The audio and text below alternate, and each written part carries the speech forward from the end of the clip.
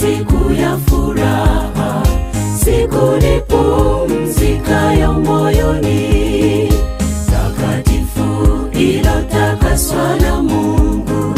Njoo Sabato, siku yenye baraka.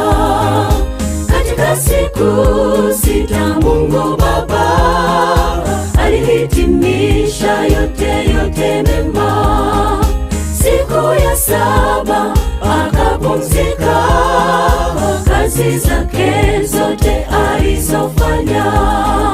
Akatoa amri ya kwamba iwe Sabato kwa wote wampendao. Pumzika siku ya Sabato kama wampenda Mungu aliyeumba.